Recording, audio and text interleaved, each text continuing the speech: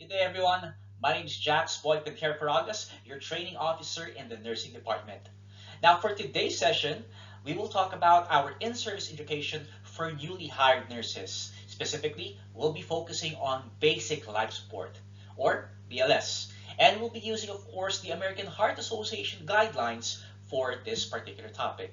Now, you'll learn how to recognize cardiac arrest, perform high-quality CPR, and of course, how to operate an AED, all of which are essential skills for every nurse in a clinical practice.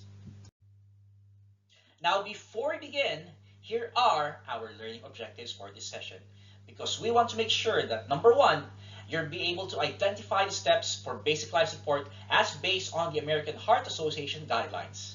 Number two, we want to make sure that you demonstrate high quality chest compressions and rescue breaths. And number three, we want to make sure that you recognize when to initiate basic life support and activate emergency response. And of course, number four, we want to make sure that you know how to operate an AED effectively and safely. And number five, make sure that you apply the correct BLS sequence confidently in a clinical setting.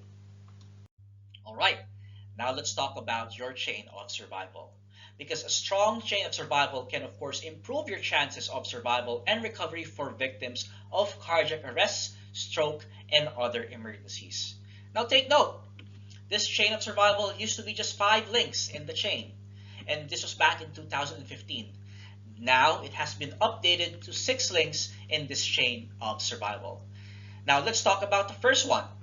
Number one is, of course, recognize if the patient is experiencing cardiac arrest. Now, how do we tell or how do we know that the patient is experiencing cardiac arrest? First off, we have to see if they have no response, no pulse, and no breathing. All three must be complete in order for you to declare what we call a cardiac arrest. But of course, there is this one special indication, which we call your agonal gasp. When we say agonal gasp, sa Tagalog, ito ang tinatawag nating naghihingalo. Yung tipong nag-aagaw na ng hininga. Ng tipong, so that's a perfect example of what we call your agonal gasp. Even if you see just only the sign, your patient is already experiencing what we call a cardiac arrest. Now, let's say in one scenario, your patient has all three. No pulse, no response, no breathing. You can now, of course, call for help, or step number 2 or link number 2, activate what we call your emergency response, which of course entails calling EMS, 911, 999, or whatever is applicable for your home country. If you are in a hospital setting, of course, this is code blue. Call for your crash team. Now, while waiting for the crash team to arrive, and because you've already identified that your patient is in cardiac arrest, you have to make sure that you start right away with your high quality CPR. Now, there are 5 parameters to this high quality CPR, which we will discuss, of course, in the next slide. And of course, once available, or once someone is able to get this for you, start your defibrillation, or using, of course, your AED or even your cardiac monitor, or whatever device is available basically in your health institution. Okay. Now, for the purpose of BLS specifically, we use what we call your AEDs, which should be widely available in whatever home country that you are in. And of course, we have your 5th in the chain of survival, which is your post-cardiac arrest care, wherein you need to stabilize the patient after reviving to avoid re-arrest and, of course, another occurrence of a cardiac arrest. We will, of course, discuss this in the next slides. And, of course, the very last step in your chain of survival is your patient recovery. And in patient recovery, of course, you include the relatives of the patient, those who have witnessed the arrest, and everyone else who had participated in your effort to, of course, revive the patient, basically. So it's essentially a quick debrief of what just happened. Now imagine this. Let's say you're the only rescuer or the qualified person in the area, and you've just seen a person that you might suspect is experiencing, of course, what we call your cardiac arrest. Now, first thing, of course, you need to do when you go to the patient is to make sure that the scene is safe. If this was an outside setting, make sure that the area is free from traffic, free from debris, fires, or anything else that can cause you or the patient harm. Now that you've ensured that the scene is safe, you, of course, number 1, check for responsiveness. And you do this, of course, by asking the number 1 question, hey, hey, are you okay? And you do this, of course, by tapping on the patient's shoulder, shouting, of course, near their ear to check for their responsiveness. If for some reason they don't respond, you already count that as no response. Clue number one for cardiac arrest. But of course, you're not yet sure, but you just call for help. Help, help, someone help. If there's someone close by that can help you, even better. Now, while doing this, you might want to check for pulse and breathing for at least 5 seconds, but no more than 10 seconds. And how do you do this? You do this, of course, by placing your fingers on the carotid artery to check for pulse while placing your head near the person's ear, right? Or should I say, near the patient's nose, and checking, feeling if the patient is breathing while your eyes is looking at the person's chest to see if there is a chest rise. Now let's say, of course, there is no pulse when you check on the carotid artery and there is no breathing, even though you place your head near his nose and you can feel nothing on your face and you're looking at the chest and you don't see any chest rise. That's already no breathing. So you have no response, no pulse, and no breathing. That's already a sign of a cardiac arrest. 3 out of 3 cardiac arrest. So at this time, you should now activate emergency response, call for help, and this time the big help, 911, 999, any EMS basically in your home country. If you are in a hospital ward, you activate code blue, and of course, call for your crash team. And of course, once you've done all of these, you immediately start what we call your high quality CPR. Now, when we say high quality CPR, there are 5 parameters in order for you to remember that you're doing correct, proper, and quality CPR, because that will be the difference whether or not you save a life. Now, what exactly makes high quality CPR? So let's talk about the 5 parameters in order for it to be high quality CPR. First off, you got to make sure that you're pushing hard at a depth of 2 to 2.4 inches or 5 to 6 centimeters. In order for you to do this, you got to make sure that you're using your body weight. This is, of course, not just relying on your arm strength alone, but you got to make sure that you're putting your entire body weight when you're doing your chest compressions. This is, of course, to ensure that there is less exhaustion on your part while doing your chest compressions. Now, aside from making sure that you're doing it deep and hard, you got to make sure that you're doing it fast. And when I say fast, you're doing it at 100 to 120 compressions per minute. Now, aside from doing it deep, hard, and fast, you got to make sure that you allow it for full chest recoil. And when I say full chest recoil, you're not just pushing hard on the chest, but you're allowing it to naturally go back up, giving you enough space in between for the heart to completely fill back up with blood. And then when you press it down again, it circulates the blood into the person's body. This, of course, allows for better cardiac output for your patient. Because remember, we want to make sure that you're circulating oxygen-rich blood in your unconscious patient. Now, aside from doing this, you got to make sure that you minimize as much as possible any interruptions to your chest compressions. Because it's vital that you continuously do the chest compressions to circulate that oxygen-rich blood. Now, try to minimize those interruptions for at least less than 10 seconds, if possible. That's why you have to consider any action that stops you from doing compressions continuously, like giving breaths, checking pulse, reading your ECG if it's a shockable rhythm, and of course giving a shock when using the AED. You got to make sure that you try to minimize those as much as possible, especially if you're all by yourself. Now, aside from this, you got to make sure that you're avoiding excessive ventilation. We want to make sure, of course, that we avoid the end result of excessive ventilation, which is, of course, decreased cardiac output. So those are your 5 parameters of what we call your high quality CPR. Next, I'm going to show you how exactly you do your CPR. First thing, of course, you have to remember is you got to do 30 compressions and, of course, give 2 ventilations. So it's a ratio of 30 compressions to 2 breaths. And by doing so, you do 5 sets of this 30:2 ratio. Doing 5 sets, of course, would give exactly 2 minutes of CPR. And after doing that 2 minutes, 5 sets of that CPR, you reassess for pulse and breathing. Now, this video will quickly show you how it's done, so I want you to pay attention to how they do it. All right? Here we go. Say, hey, hey, are you okay? Are you okay? Help, someone help.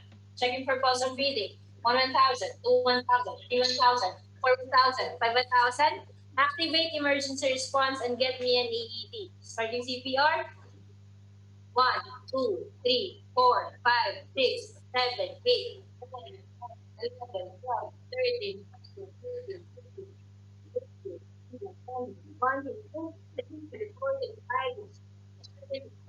15, give 2 breaths, please. Take up the take, low, and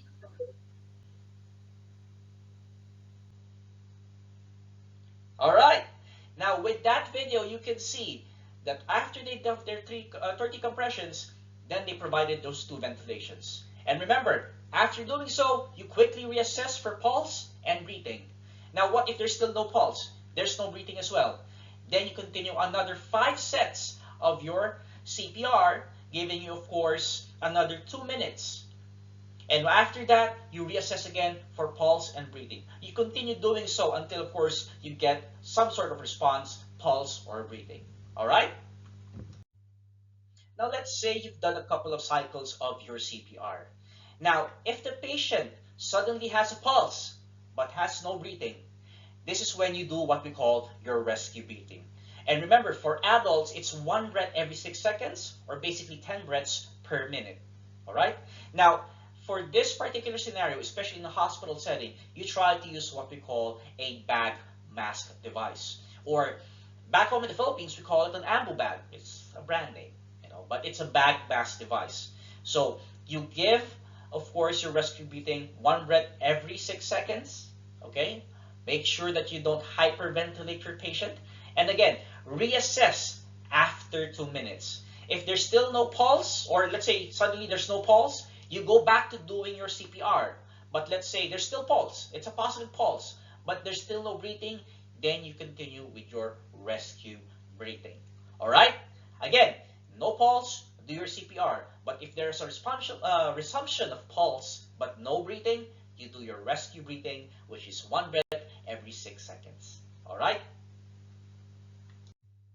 Now, here are a couple of things that you need to remember when you're providing your rescue breathing. Okay? Especially if you don't have a bag mask device or ambu bag. Now, you try to do what we call your head tilt chin lift maneuver to open the airway all throughout the procedure. Make sure that you pinch on the patient's nose and seal the lips or seal your lips around the victim's mouth when delivering the breath.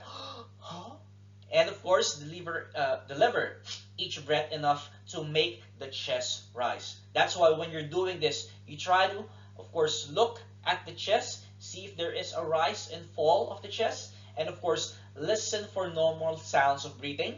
Try to feel for air against your cheek on your hand, and you try to, deliver 24 breaths at 5 seconds interval for 2 minutes. Okay, for adults, so it's like 1, 2, 3, 4, 1, 2, 3, 4 count. Now, of course, you try to observe correct counting and speed to make sure that you're giving the correct number of breaths. And then, of course, remember what I said, you have to reassess for breathing after the last ventilation cycle. Now, of course, if you are in a hospital setting, which I will assume that you are, because you are newly hired nurses, you always make sure that when your patient or you have a patient that is experiencing cardiac arrest, someone will immediately grab your crash cart. If you are that person, someone has already started chest compressions, you get that crash cart for them.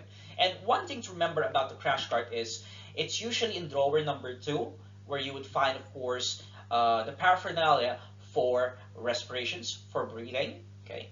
So, such as your ambu bag, your nasal cannula, and your other oral airways. Of course, this may not be the same setup for all crash carts, but usually it is, because the top drawer would be your medications usually, and the second drawer would be your airway, and then of course third would be for your IV fluids, circulation, all that, and of course 4 and 5 are the other supplies that you would need on your crash cart. All right? So what's next? Now let's go back, of course, to what we mentioned earlier about your chain of survival. So for your chain of survival, remember, we talked about, of course, your early recognition and prevention, right? So you try to identify if there is a response, if there is pulse, and if they are breathing. Any, or should I say, all three must be complete to declare what we call your cardiac arrest, unless, of course, your patient is experiencing what we call your agonal gasp. So that's number one in your chain of survival.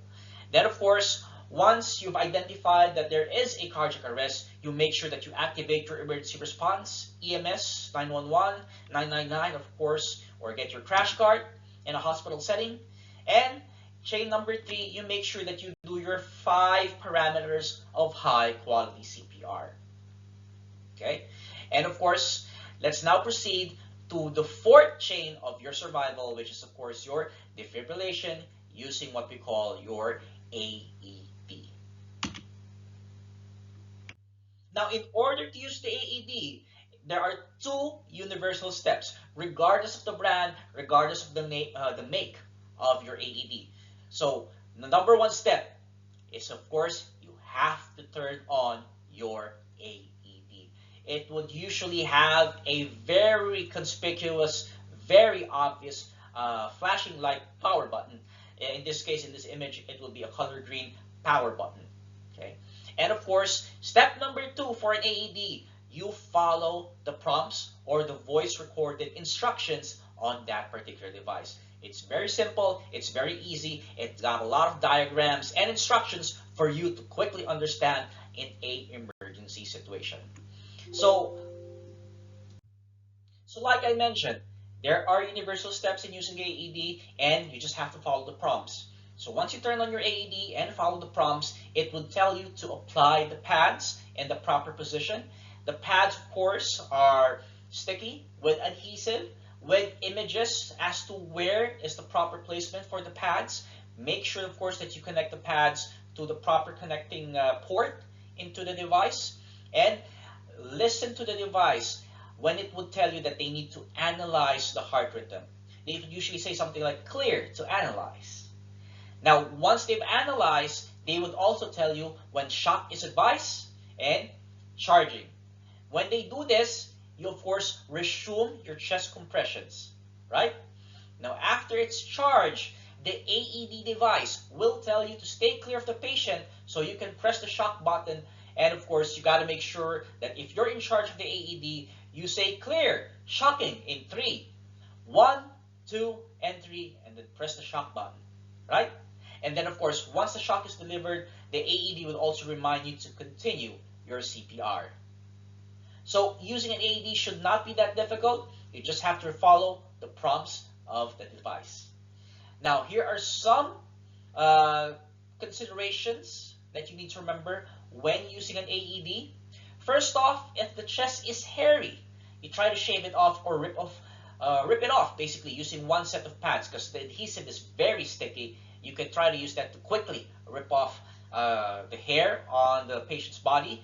But in some AED packs, they should also come with their own razor, which you can use to shave off the hair. Then, of course, you try to remove any medication patches that you see on the patients before you place the pad. And you got to make sure that the chest is dry, especially if it's wet or sweaty. So if you have any sheets, towels, or anything that you could use that's absorbent to wipe off the wetness, do it. Okay? And of course, avoid placing the pads directly over pacemakers. Usually the dead giveaway is that there's a big lump on their upper torso, basically. Yeah. And of course, always remember to say clear before delivering the shock. And then after doing so, resume CPR immediately. All right. So we just talked about, of course, your 4th step or your 4th chain or link in the chain of survival, because we just talked about early recognition, activate the emergency response, high quality CPR, and defibrillation. Now let's proceed, of course, to your 5th link, which is your post-cardiac arrest care. All right? All right. So once the patient regains a pulse, this is where we entered what we call your post-arrest care phase. In this particular phase, we try to make sure that we maintain oxygenation and blood pressure. We monitor as well for any signs of re-arrest, and we try to begin advanced interventions if required. We also want to do a quick debrief and document the event properly.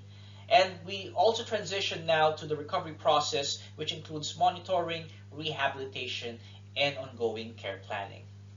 Now, in this phase, we also have what we call your return of spontaneous circulation, which basically is the resumption of sustained perfusing cardiac activity associated with your significant respiratory effort after a cardiac arrest. Now, signs for your return of spontaneous circulation include, of course, moving, coughing, and breathing, along with signs of palpable pulse or a measurable blood pressure. Now, after the return of your spontaneous circulation, we try to focus on stabilization. So we ensure airway and breathing are accurate. We also do your observations, monitor vital signs, and start your post-arrest care.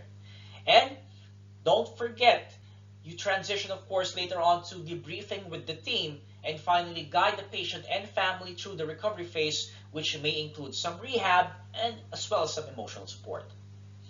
Also, with the image shown on the screen, do not forget to place your patient on the recovery position. All right? All right? So let's quickly go over the chain of survival again to make sure we talked about everything. Remember, the first link is, of course, early recognition and prevention. This is where you try to identify your signs for cardiac arrest. All three must be complete in order for you to say that it's a cardiac arrest. So you check for response, pulse, and breathing. Absence of all three basically means a cardiac arrest, except, of course, in the exception of your agonal gas. Okay, so that's link number one. Link number two, of course, is to activate your emergency response, EMS 999 or 911, or basically call your crash team. Yeah? Link number two. Link number three, don't forget, you have to do your high quality CPR. Basically, we mean it should be fast, it should be deep, it should be hard. And don't forget to allow full chest recoil for maximum cardiac output. All right? We'll, again, quickly review that in the next slide. Don't forget your fourth link, which is your defibrillation.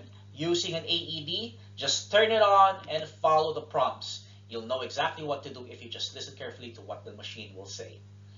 And of course, once you're able to get your return of spontaneous circulation, patient is breathing, patient is moving, okay, patient is somehow conscious, then you proceed, of course, to your post-cardiac arrest care. Try to stabilize the patient after reviving to avoid re-arrest. And don't forget your very last link of the chain of survival. This is where you do a debrief for the patient, for the team, and of course, for the patient's family. So remember, 5 parameters of high quality CPR. Remember, you gotta push hard and deep at, of course, 2 to 2.4 inches or 5 to 6 centimeters. Okay, use your body weight. Don't just use your arms. Okay, to lessen, of course, your exhaustion. Then, of course, don't forget to push fast. It's basically a rate of 100 to 120 compressions per minute. Okay, allow full chest recoil to allow maximum cardiac output, and of course, minimize interruptions to less than 10 seconds. Okay, that's why you do this according to step by step, and of course, do your reassessment after doing your compressions, right? Okay, and of course, don't forget, avoid excessive ventilations because that will decrease your cardiac output. All right, so to quickly summarize what we just learned today, let's go over a few things. First off, we always got to ensure that the scene is safe first before doing your CPR. Second, of course, you check for responsiveness, breathing, and pulse within 10 seconds. And of course, third, you got to make sure that you start your high quality CPR immediately if needed. And of course, use an AED as soon as it's available. And of course, maintain a 30:2 ratio when doing your compressions and your breaths. Reassess every 2 minutes and avoid overventilation of your patient. And don't forget, provide appropriate post-arrest care once circulation returns, because knowing all the steps and practicing them could help you save your patient's life. Okay, so thank you so much for watching this teaching demonstration on basic life support. As newly hired nurses, you'll be expected, of course, to recognize and respond to emergencies with confidence and competence. So please complete the evaluation form linked below. Your feedback, of course, will help us improve future sessions, not just for you, but for everyone within this institution. Stay prepared, stay focused, and stay safe, everyone.